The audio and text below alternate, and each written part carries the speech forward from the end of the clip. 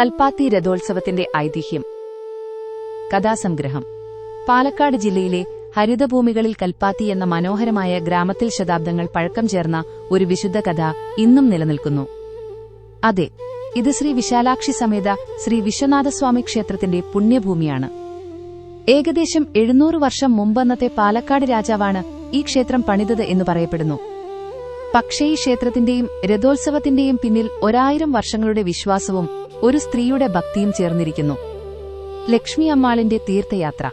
കാലങ്ങൾക്കു മുമ്പ് കൽപ്പാത്തിയിൽ താമസിച്ചിരുന്ന ഒരു ബ്രാഹ്മണ വിധവയായ ലക്ഷ്മി അമ്മാൾ കാശിയിലേക്കുള്ള ദീർഘ തീർത്ഥയാത്രയ്ക്ക് പുറപ്പെട്ടു. ആ യാത്രയിൽ അവൾ കാശിയിലെ വിശ്വനാഥന്റെ ദർശനം നടത്തി അത്രയേറെ ആഴത്തിൽ ഭക്തിയിൽ മുങ്ങിയപ്പോൾ അവിടെ നിന്നൊരു ശിവലിംഗം സ്വന്തം നാട്ടിലേക്ക് കൊണ്ടുവന്നു. തിരികെ വന്ന ശേഷം കൽപ്പാത്തിപ്പുഴയുടെ കരയിൽ അവൾ ആ ലിംഗം പ്രതിഷ്ഠിക്കാൻ തീരുമാനിച്ചു. അന്നത്തെ പാലക്കാട് രാജാവിനോട് അവൾ അഭ്യർത്ഥിച്ച് തന്റെ സ്വർണ്ണ നാണയങ്ങൾ നൽകി ആ പ്രദേശത്ത് ക്ഷേത്രം പണിയാൻ ആവശ്യപ്പെട്ടു. രാജാവ് സമ്മതിച്ചു. അതാണ് ഇന്ന് നാം കാണുന്ന കൽപ്പാത്തി വിശ്വനാഥസ്വാമി ക്ഷേത്രം.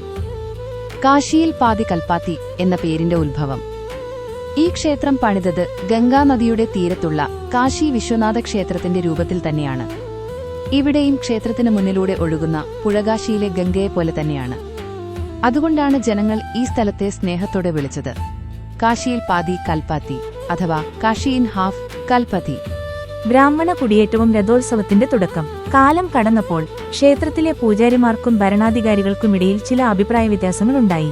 അപ്പോൾ പാലക്കാട് രാജാവ് തഞ്ചാവൂരിൽ നിന്ന് തമിഴ് ബ്രാഹ്മണരെ ക്ഷണിച്ചു വരുത്തി. ക്ഷേത്രത്തിലെ നിത്യപൂജകൾ അവർക്ക് ഏൽപ്പിച്ചു. അവരിൽ പലരും ഇവിടെ കുടിയേറി.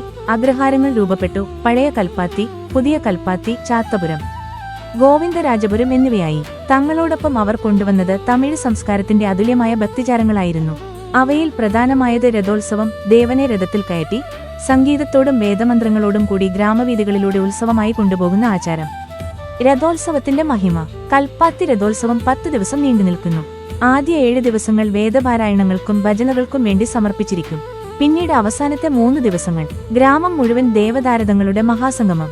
ഭംഗിയായി അലങ്കരിച്ച ഭീമാകാര രഥങ്ങളിൽ വിശ്വനാഥസ്വാമിയുടെയും വിശാലാക്ഷി അമ്മയുടെയും വിഗ്രഹങ്ങൾ ശുദ്ധമായ വേദമന്ത്രങ്ങളുടെയും നാദസ്വരമേളങ്ങളുടെയും മധ്യേ ഗ്രാമവീഥികളിലൂടെ സഞ്ചരിക്കുന്നു.